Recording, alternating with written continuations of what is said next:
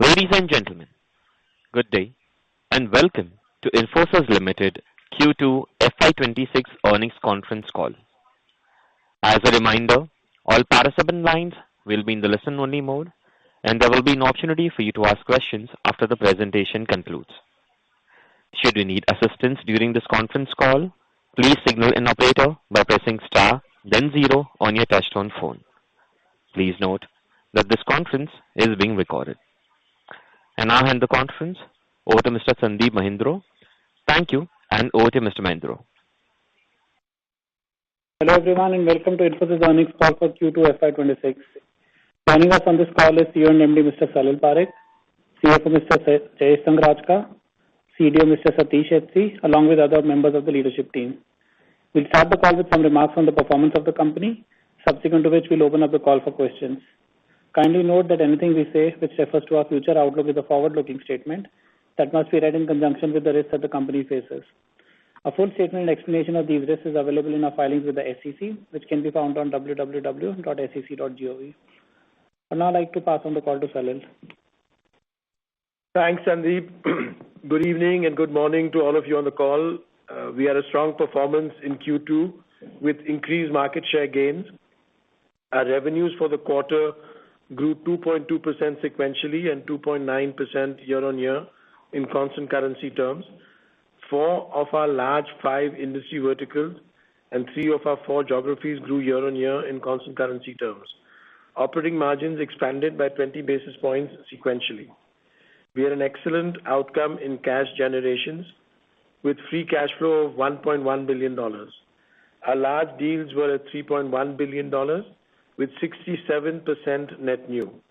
In addition, we announced a mega deal worth $1.6 billion after the close of the quarter, but before our results announcement. We added 8,000 employees during the quarter. Our client interactions show strong focus on deploying AI across the enterprise for growth and on cost efficiency programs. In doing this, we continue to scale our team of forward deployed engineers. Our results and pipeline of deals reflect the trust our clients have in our ability to help them bring AI to their enterprises. For example, we are partnering with an apparel company with generative AI and AI ops technologies to help them modernize their core operations, simplify their IT, and unlock greater value from their data. For a telecom client, we are infusing advanced intelligence across their operations to accelerate the pace of innovation and help them to deliver compelling digital experiences for their customers. As a result of our investments, we've emerged as the leading enterprise AI services and solutions provider. We would like to take this opportunity and give you an update on how our investments in AI have positioned us as a preferred services partner for large-scale enterprise AI transformation program today. Satish, our Chief Delivery Officer, will share this update later in the call with all of you. We continue our strategic approach to acquisitions with a joint venture announcement of Versant in Australia.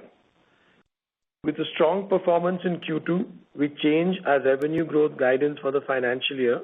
The new guidance is 2% to 3% growth in constant currency terms. Our operating margin guidance for the financial year remains the same at 20% to 22%. With that, let me hand it over to Jayesh. Thank you, Salil.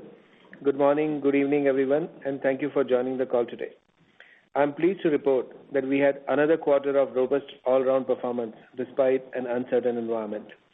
We continued our strong growth momentum for the second consecutive quarter, accompanied by higher margins, led by focus on client relevance and rigor on execution. We are making necessary investment in technology, people, and in sales engine to future-proof our business. Let me cover key aspects of our results. Quarterly revenues crossed $5 billion in Q2 26 and $10 billion for the half year. Revenue grew 2.2% sequentially in Q2, including 20 basis points from acquisition in constant currency terms. Growth in Q2 was on back of the 2.6% sequential growth in Q1. H1 revenues therefore grew at 3.3%. Volumes continue to remain soft, with bulk of the revenues growth coming from driven by realization increase. Amongst large verticals, financial services and manufacturing grew above 5% year-on-year in constant currency, both in Q2 and H1. Europe also grew greater than 5% in year-on-year in constant currency terms. H1 gross margin remained resilient at 30.8%, flat year-on-year after absorbing compensation headwinds, reflecting the progress of Project Maximus. Operating margin expanded by 30 basis points sequentially to 21%. H1 margins were 20.9 versus 21.1 in H1 25. We continue to invest in sales and marketing, which is reflected in 12.8% growth in S&M cost H1 over H1. Utilization excluding trainees remained stable at 85%, which is within our comfort range. On-site mix reduced by 40 basis points for the quarter and 60 basis points for the half year. We continue to invest in talent and have hired over 12,000 freshers in last 6 months. Total employee headcount was at 332,000, an increase of over 8,000 in Q2. Attrition remains low at 14.3%. DSO is down 2 days to 71 days, and DSO including net unbilled is down by 5 days to 87 on a year-on-year basis. Cash flow generation remains strong. Free cash flow stood at 1.1 billion, which is 131% of the net profit and is well above 100% for the 6th consecutive quarter, bolstered by tax refunds. H1 free cash flow conversion is at 120%. Largely TCV for Q2 was at 3.2 billion, which is with 67% net new. H1 deal wins at 6.9 billion with net new at 60 plus. This does not include the mega deal announcement this week with NHS. Q2 EPS in rupee terms grew by 13% year-on-year to 17.6 rupees.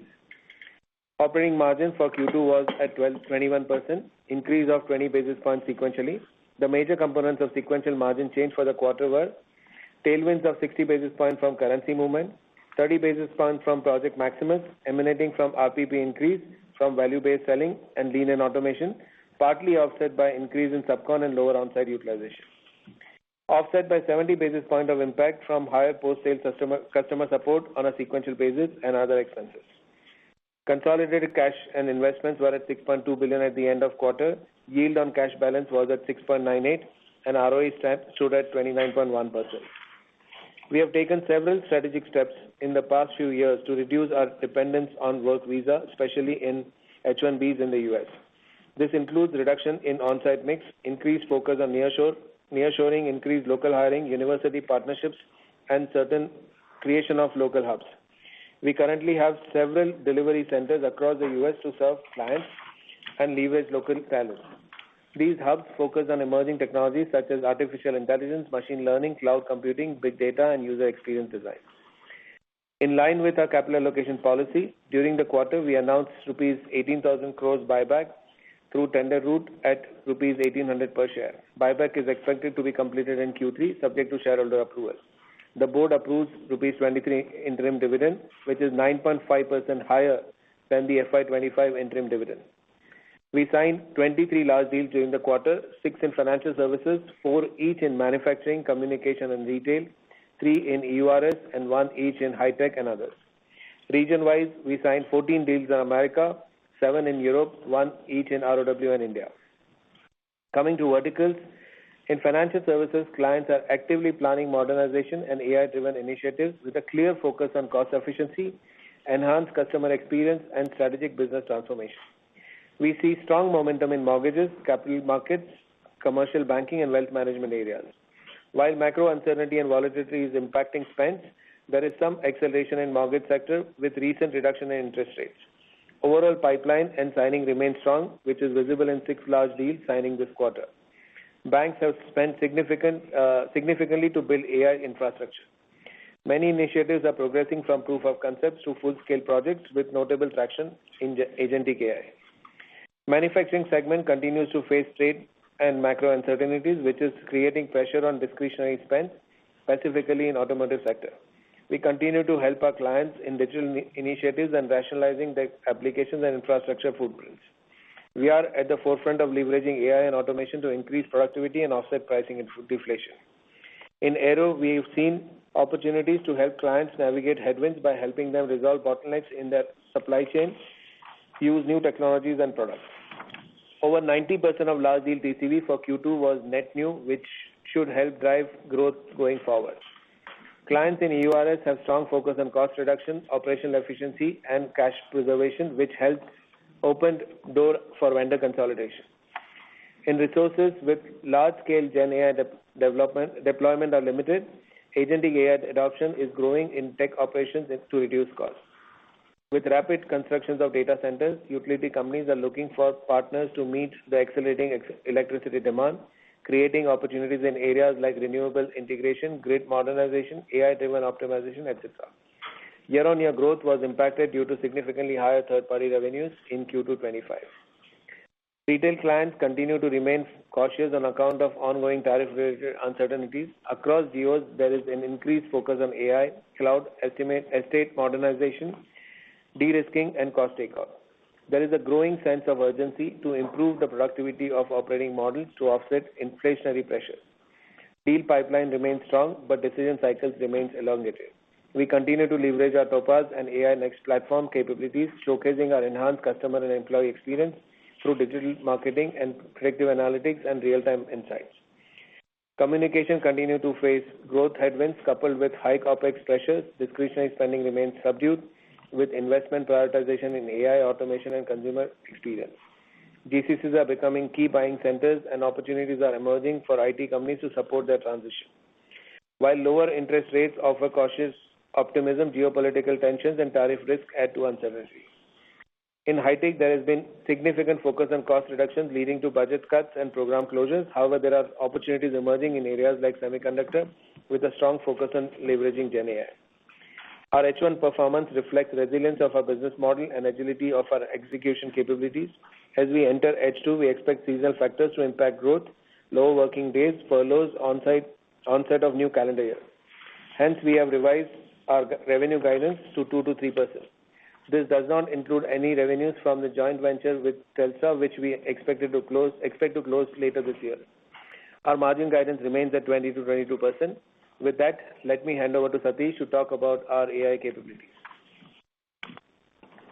Thanks, Jayesh. Good day, ladies and gentlemen.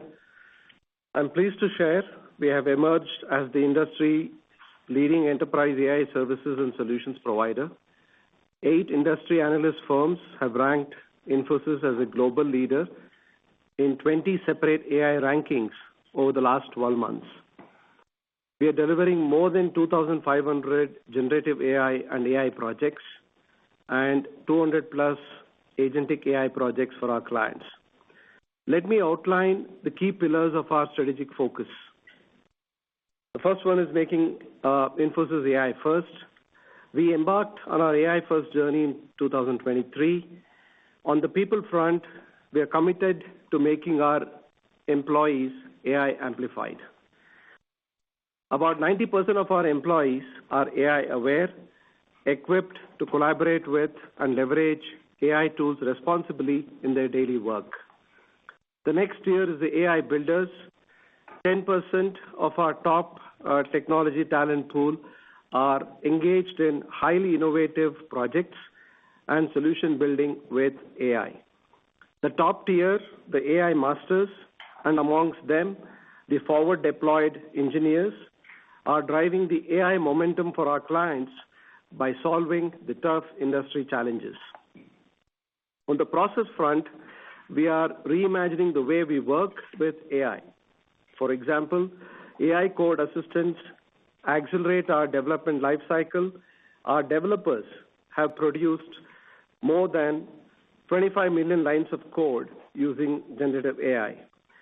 We have deployed AI agents across our internal operations. A multi-agent invoice automation solution alone unlocked 50 million in incremental cash flow, directly improving our free cash flow conversion. We have deployed AI to accelerate our compliance processes. In some of the use cases, we have seen over 20x gains for specific activities and an overall end-to-end process productivity in the range of 40 to 50%.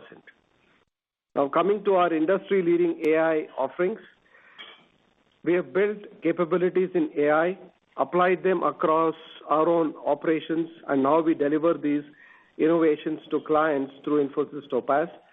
a holistic suite of generative and agentic AI-powered services and solutions.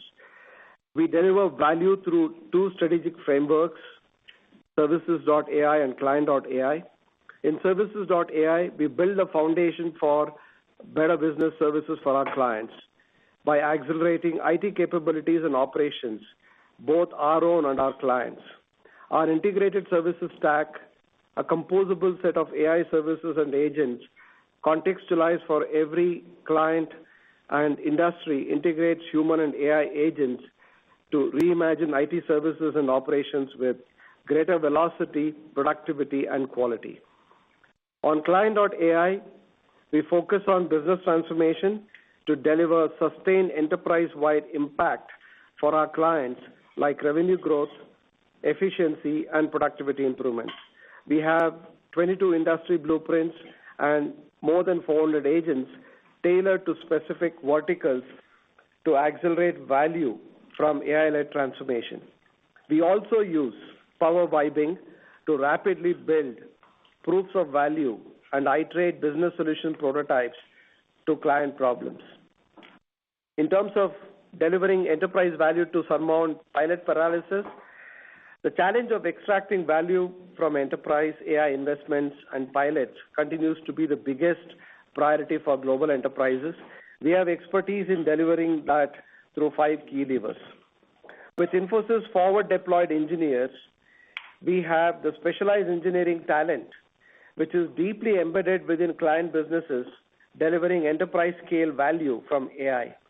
For a global logistics leader, our forward-deployed engineers co-created a solution that uses real-time data streams and AI to accurately predict shipment life cycles across regions and operating companies.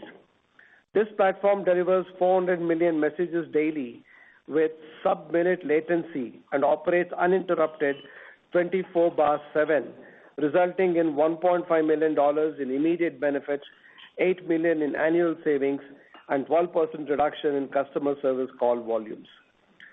With our Infosys Topaz Data Workbench, we have an expansive portfolio of solutions for data preparation, engineering, and governance.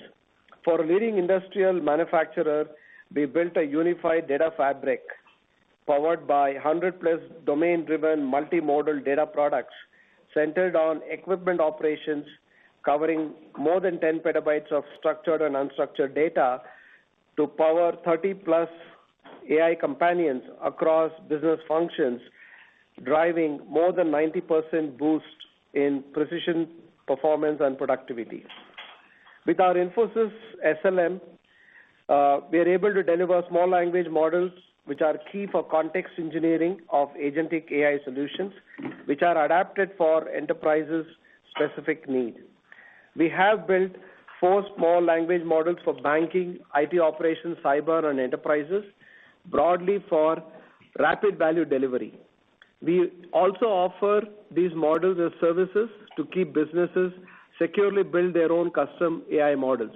A good example is how our SLM is used by clients to run their banks on Infosys Finacle to launch new contextual banking experiences and innovations.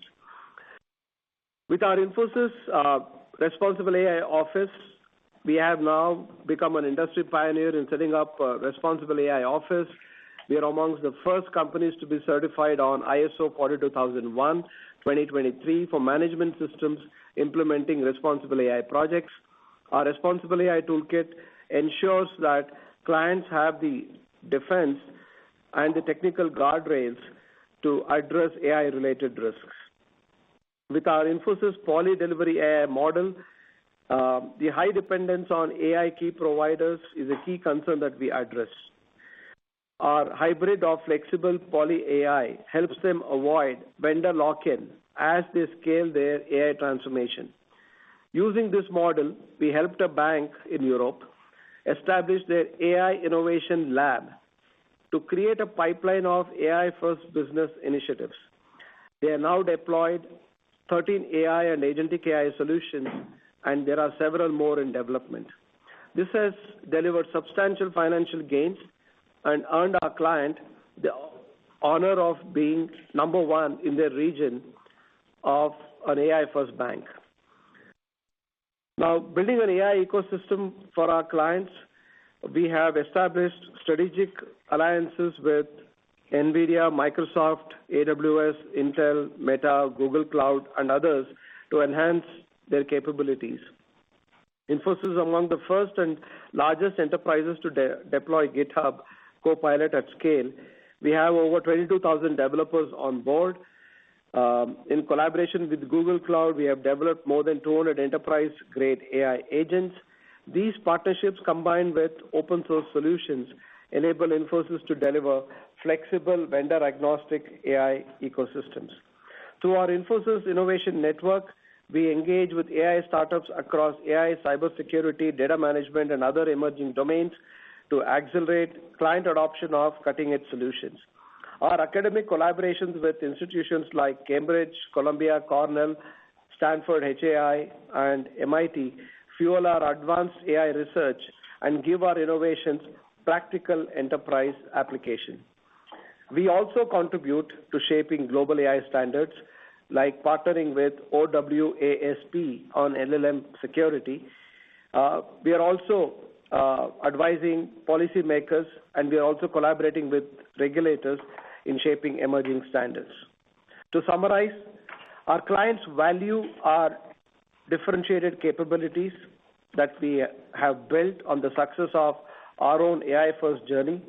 They trust us to navigate them with a clear, practical roadmap to transform their business and deliver sustained enterprise-scale value. This proven capability has translated into robust growth and notable gains in market share over the past several quarters, underscoring the impact of our strategic approach.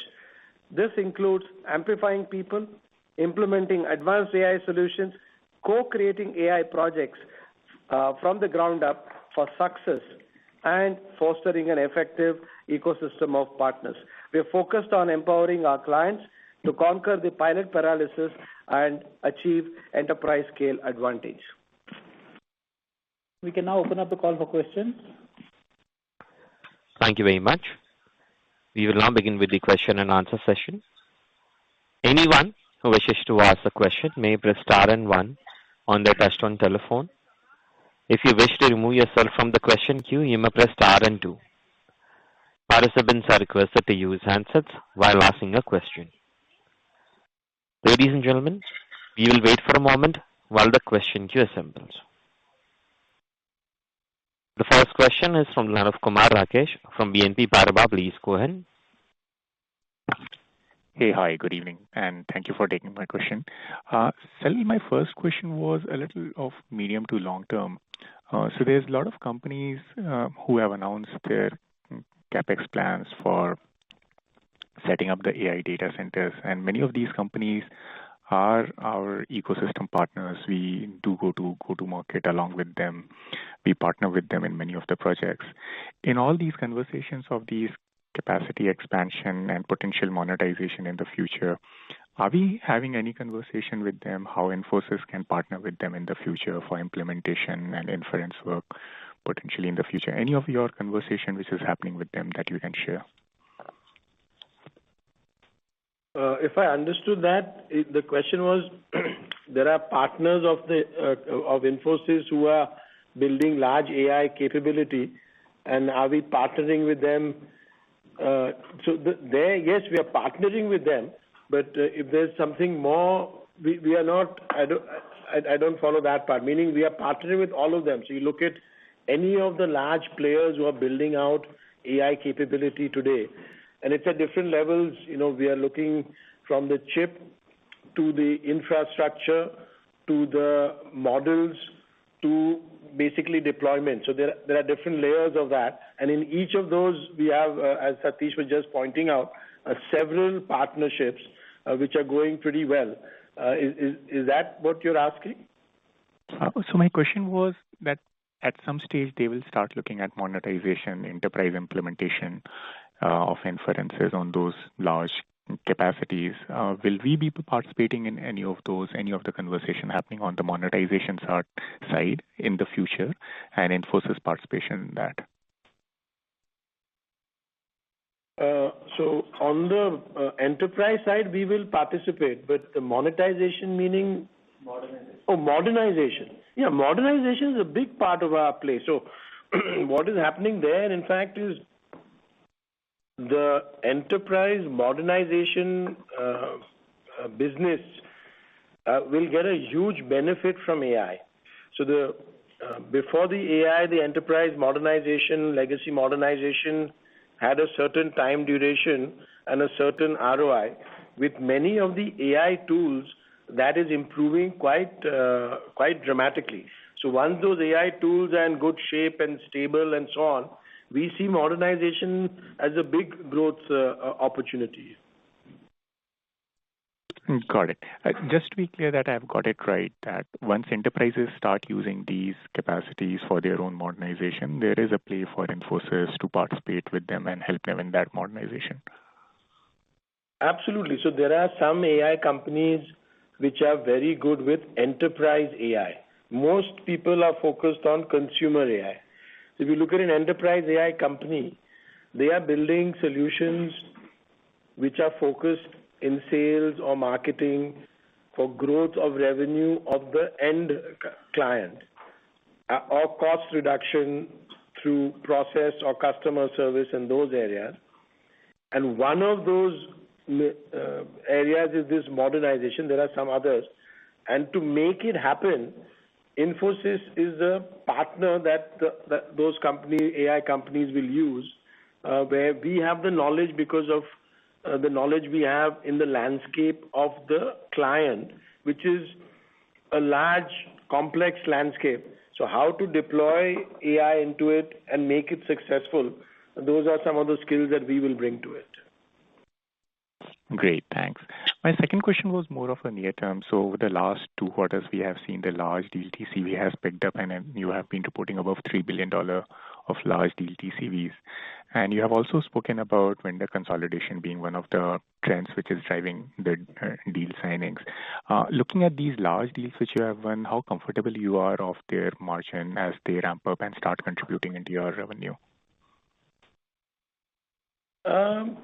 Large deals, we don't disclose the margins separately, as you know, but what we are clear on is that we have a fairly disciplined approach as we take them on. And there, in many ways, what Satish was sharing with you, we have a Chief Delivery Officer, Dinesh. They are both involved actively at the very start of all of the large deals to make sure that before we go into it, we understand what the issues are as best as possible and maintain that margin profile at the start and through the program itself. So we are comfortable. We don't disclose the margin separately, but we don't see some unusual margin impact because of that also. Great. Thanks a lot. Thank you. Next question is from line of Brian Bergen from TD Cowen. Please go ahead. Hi, good evening. Thank you. I wanted to ask on deal activity and kind of average sizes. Can you comment on what you're seeing in some of the smaller deal activity, any changes there versus the prior quarter? And then just on the signing, so the TCV has been healthy now for 2 quarters. Can you comment on just how ACV levels in new work that you're booking may be trending? So on the smaller deals, no real change similar to what we've been seeing so far. On the large deals, I mean, the vast majority of them is focused on cost reduction, vendor consolidation, using AI for productivity, those lean automation, those sort of areas. On ACV, no real comment. We don't see a change that this quarter's large deal had a different type of ACV than last quarter's. Essentially a similar type of structure, but again, we don't share the ACV numbers separately. Okay. And then my follow-up on the delivery and the operating model. So I'm curious how you may see the delivery mix changing beyond fiscal 26 when you consider navigating the visa changes next year. Just understanding you have a majority of your employee base in the U.S. that are not on visas. But as we look at the numbers, subcon mix ticked up here in the quarter, while your offshore mix also rose. So I'm curious if you think those two trends will continue, and where do you think the potential ceilings of those are as it relates to offshore mix and subcon usage? So on the subcon, it's not. I don't think that's a long-term lever in terms of how we will change the mix. There will be ups and downs as we go through the next few phases of this. The approach we are taking is we built over the years what we call localization in all of our geographies outside India, and especially in the U.S., and that comprises of building local technology hubs, so local recruiting, nearshore centers, which are ones around, for example, Canada, Mexico, other places in South America, and then offshore. Now, it'll be a combination of these that we are using or we will use further in the future to make sure that essentially our overall delivery approach remains consistent for the clients. We don't have a view on where the offshore ratio will end, but we do see from some early client discussions that there will be an increase over time in what they want to offshore. Okay, understood. Thank you. Thank you. Next question is from line of Jonathan Lee from Guggenheim Partners. Please go ahead. Great. Good evening, and thanks for taking our questions. Can you help us unpack the step down in utilization despite the step up of subcontractor usage? Where are the potential skill gaps or pyramid gaps that you're looking to fill by using your subcontractors? Hi. So if you look at, a subcon, couple of quarters back, it was in the range of 11%. It has come down now to 7.5%, 8%, whichever quarter you look at. So there has been a consistent, effort to bring it down on a long-term basis. Having said that, on a quarter-to-quarter basis, there could be ups and downs depending on the demand that we have, the skills that we have, at which location the skills are, and, you would dip into subcon or you would wind down subcon accordingly. So that's how the subcons typically are there. Typically, the subcons are used to bridge the gap, the skill gaps, across the project that we deliver for the clients. We don't expect at this point in time the subcons to increase significantly from the current levels. Appreciate that color. And secondly, this may be the first time we've heard you mention forward deployed engineers. Can you unpack how they compare relative to the teams of forward deployed engineers that software companies are scaling, potentially how those pools of talent are competing, and whether there are higher costs associated with your forward deployed engineers versus your traditional engineer? So there, Satish should also add a little bit. Let me start off. We've been using the capability of the forward deployed engineers across our AI landscape for some time. We want to make sure that is something we share externally. We are not commenting on the cost or nature of those, but they are different groups within the company. In the past as well, for example, we have other groups called power programmers and so on, which have different costs within our delivery structure.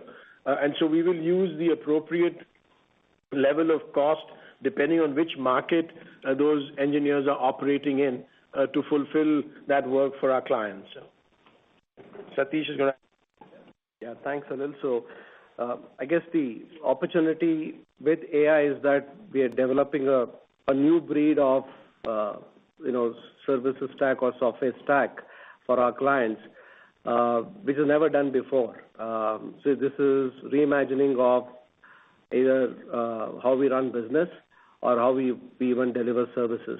So given that this is a different paradigm, the onus is on co-creation with our clients, which is why I think there is a sharper pivot to the leverage of forward deployed engineers to work very closely with our clients. And as we move from POCs to enterprise scale adoption, we see that there will be a lot more need for forward deployed engineers to work with our clients to drive this co-creation of the new breed of software stack. Thanks for that detail. Thank you.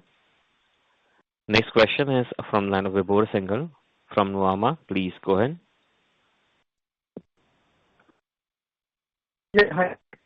Thanks for my question. So it's just a question on the overall uncertainty that we are facing in the environment, especially in the light of the recent H-1B visa hike. So just wanted to pick your brain as to, first of all, I mean, in the near term, let's say in the last couple of weeks or few weeks that event has passed by, did we see a heightened level of uncertainty which maybe might have led to some of the deals being pushed off and some of the concerns dropping up from the clients? And from a longer term point of view, I know we and most of the industry experts have basically explained that this should not be a big deterrent in terms of our business model. But how do you see this changing the business model? I mean, do we believe that there is a possibility of higher offshoring that can be done now with this when companies will try to avoid the higher H-1B visa fee and clients would also be amenable to that? Could that be, let's say, an unintended benefit that we could actually trickle by because of this event that took place? So on the short term, I'm not sure I followed everything, but basically we've not seen any change literally, if that was the question on the short term. On the medium long term, the model will change as we were discussing earlier, which is essentially we have been working on localization for quite some years in most of our markets outside India, so US also. So there'll be more work in our technology hubs and centers there with local employees. There'll be more nearshore work. There'll be more offshore work. And that's the approach that we will put in place, essentially ensuring that the client delivery remains in a good place. So that's what we see. We don't have, if you're looking at like, let's say some percentages and so on, we don't have that sort of a view, but that's the general approach in the model change that we see coming here. Got it.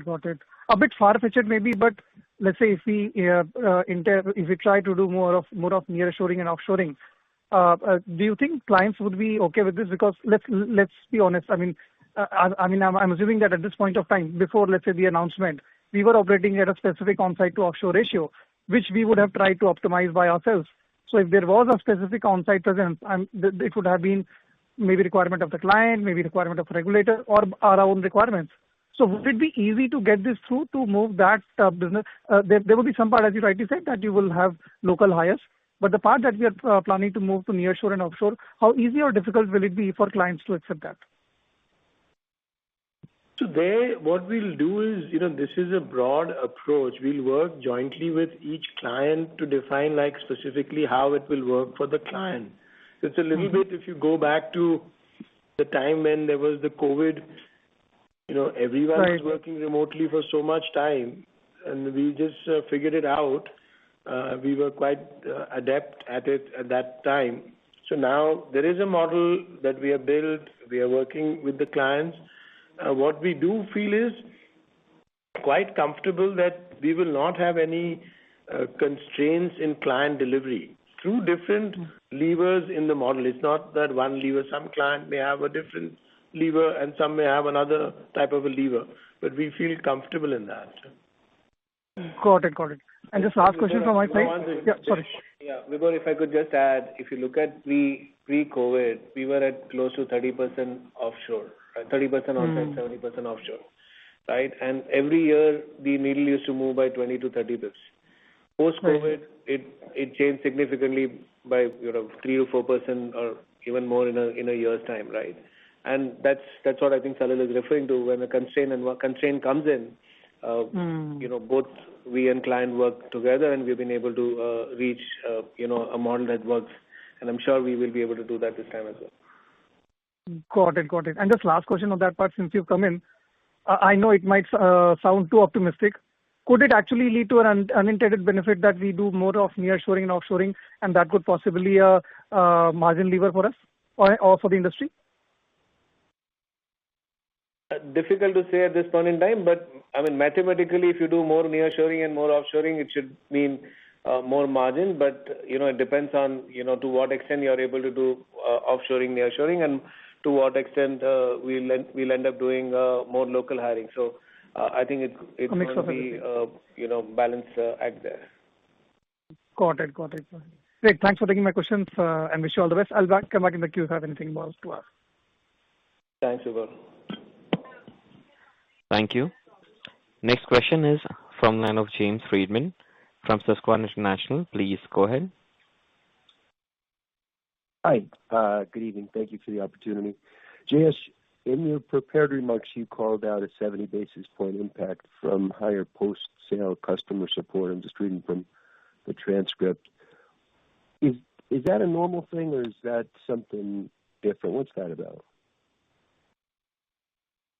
So James, if you recollect, last quarter we had a benefit on this. So on a quarter-on-quarter basis, it's an impact from a margin walk perspective. This quarter it's at the normalized level. So last quarter is where we had a benefit. Okay, now I remember. I apologize. I got it. Yeah. And then, yep, thank you. And then, in terms of your offshore on-site, what you're contemplating longer term, I was just wondering, how do you think about AI delivery impacting the regionalization of your headcount? AI delivery, and how does AI impact where your people need to be? Thank you. Hi, this is Salil. Just addressing that point, I think we already see projects where we have agents, which is with AI working alongside the people on the project. So that will also be part of this new delivery model, which will.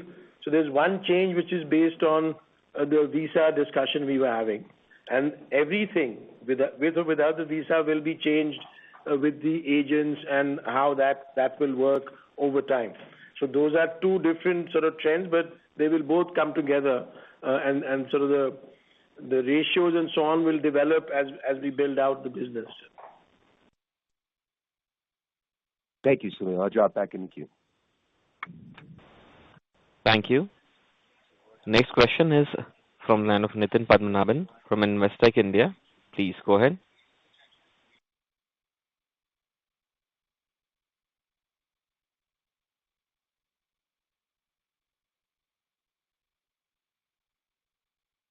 Due to no response, we move on to the next participant. Next question is from line of Sumit Jain from CLSA India. Please go ahead. Yeah, hi. Good evening, gentlemen, and thanks for the opportunity. Firstly, I want to understand the impact of AI on your and IT services industry revenue growth profile. Do you think the deflationary impact is higher than the volume growth opportunity? And maybe if you can give us a sense on your renewed deals, how much is compression due to AI versus incremental scope expansion? Hi, this is Salil. So there we see two types of things for AI. One, growth opportunities, where we see clients are starting to look at leveraging AI, whether it's in their sales function, their marketing function, how they can drive growth from it. And the second, as you point out, is more productivity or efficiency for different processes and activities within their company. Today, with the economic environment where it is, there's a lot of interest and focus on cost reduction, and that's where we see a lot of the initial work coming in. But some of the things that we're seeing, for example, the discussion we had a little while ago on modernization, those discussions are much more about growth because it's not something that the company, our client, is doing at all. It's a question of how they will do it, how it will be leveraged. So at this stage, I don't have a view on which of these two factors will be larger or smaller, but we certainly see a lot of growth opportunities from what we can deliver with AI. So maybe, Salil, prodding it further, do you think the IT service budgets of your clients are expanding due to AI? So there, what we see now is a lot of the companies are in a mode of a lot of cost control with the changes in the economic environment. So it's difficult to ascertain what they will use it for in different economic environments. So today, if I look at it, whether it's AI or non-AI, meaning we do a lot of work on, let's say, consolidation. We do a lot of work on automation, non-AI automation. So there's a real interest from clients that, look, can you help us through these other techniques also reduce cost? And that's the predominant way that we are seeing some of the large deals come about. My sense is, as there are AI approaches which are showing clients where they can impact the business on the growth side, and where the economic environment supports it, we will see more and more of those opportunities. Got it. That's helpful. And maybe my second question is around, of course, this year macro is pretty weak because of tariff-related uncertainty.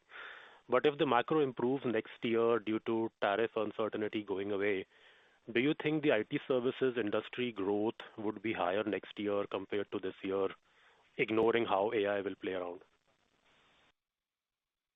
That's a very good question. If I could answer that, it's difficult to say for our side, meaning we think basically that when the macro improves, the tech improves. But it's now, we'll see how that plays out. That's typically been our experience from the past. But I don't have a view like for next year how it will look. Got it, Salil. Thanks and all the best. Thank you. Next question is from line of Nitin Padmanabhan from Investec India. Please go ahead. Yeah, hi, good evening. Thanks for the opportunity again. So a couple of questions. So one is, you spoke about volumes being sort of flattish, where realizations being a bigger driver of growth. If you could help contextualize what's driving that. So that's the first one. The second is, any color you can give on the Versant JV, both in terms of when it could sort of accrue the kind of revenue or margins there. And finally, your thoughts on how do you see furloughs this time versus last year, and in terms of smaller deals, do you see any pickup? Thank you. So, Nitin, this is Jayesh here. Let me take that. So if you look at, we did say that volumes were softer, and, the large part of the growth came from the revenue or RPP expansion.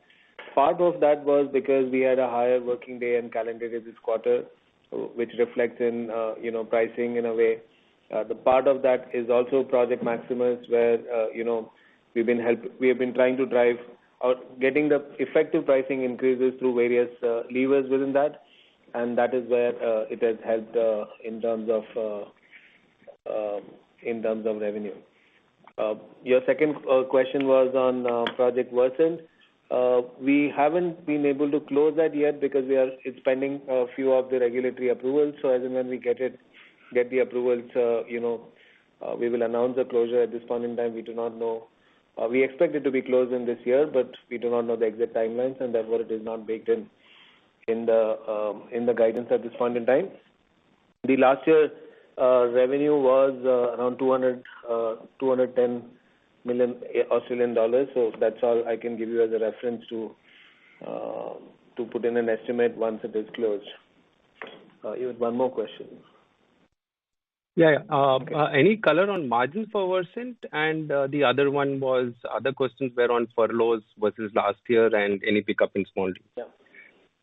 Yeah, so furloughs at this point in time, we do not expect to be significantly different than the last year. And we do not disclose margins of the acquisitions.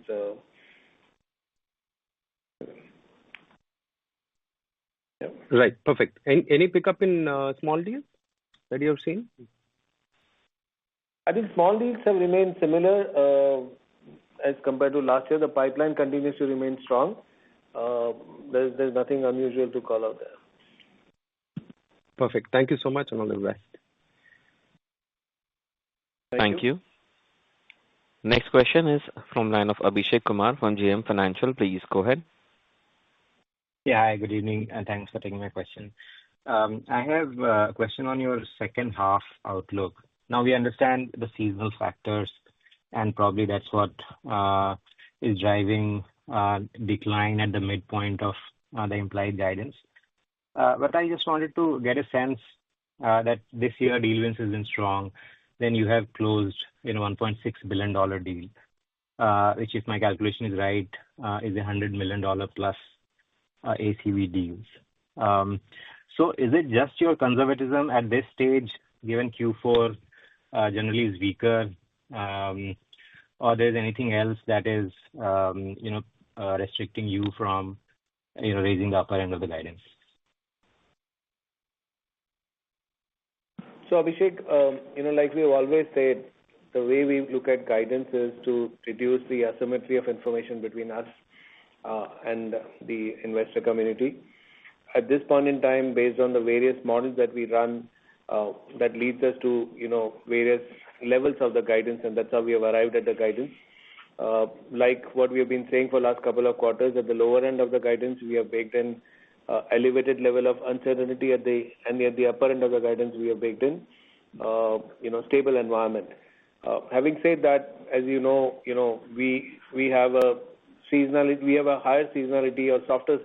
H2 is softer from a seasonality perspective. We have lower working days, lower calendar days, higher impact from furloughs, etc. So all of that impacts our H2 versus H1. And we also need to remember that we've delivered a stronger H1 versus many of our peers. So from that perspective, the H2 automatically gets impacted. So maybe a quick follow-up on the mega deal you just announced. Is it expected to start ramping up this fiscal year? And what would be a net new contribution, if you can call that out? Thank you so much. So Abhishek, the deal that we have announced is a completely 100% net new, and it will start ramping up this year. Okay, that's good to hear. Thank you so much, and all the best. Thank you. Thank you. Next question is from now Sandeep Shah from Equirus Securities. Please go ahead. Yeah, thanks. Thanks for the opportunity. Most of the question being asked. Just wanted to understand, in your guidance assumption for the second half, are you also expecting further lower pass to the third-party item sales? Because in the first half, it has been 7.4 versus 8.2 for the whole year last year.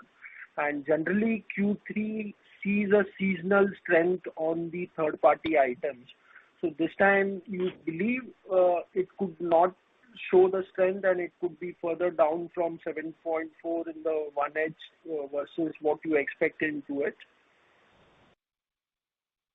Yeah, so Sandeep, like we said at the beginning of the year, this year we expect, the third party to be lower than what we had last year, and we expect the similar trend to continue. So we do not expect unusual growth or any elevation in the third party in Q3. Okay. And second, just the follow-up, in terms of seasonal softness, which is reflective in your 2H implied guidance, what was the urgency to deploy 8,000 net addition in the employee side? Can you explain the high recruitment versus seasonal softness in the 2H? So Abhishek, it's a factor of the demand and supply environment. We are already at 85% utilization, and we also onboarded 12,000 freshers. So that just talks about the visibility that we have in our business. Okay. Thanks and all the best. Thank you very much. That will be the last question for today. I'll now hand the conference over to the management for closing comments. Thank you. Thanks everyone for joining in. Just wanted to summarize, we had a strong Q2 Large deals, very good. One mega deal after the quarter, so even better. We spent a lot of time sharing with you our leadership in enterprise AI and forward deployed engineering capability and the growth of that. We feel we have a really strong position in this area, and we continue to lead in many places here. We have an increase in our guidance for revenue growth, the new guidance being 2 to 3% for the full financial year. With all of this, we look forward to a strong Q3 and Q4 and look forward to interacting with you at the end of next quarter. Thank you. Take care. Thank you very much. Members of the management, ladies and gentlemen, on behalf of Infosys Ltd, that concludes this conference. Thank you for joining us, and you may now disconnect your lines. Thank you.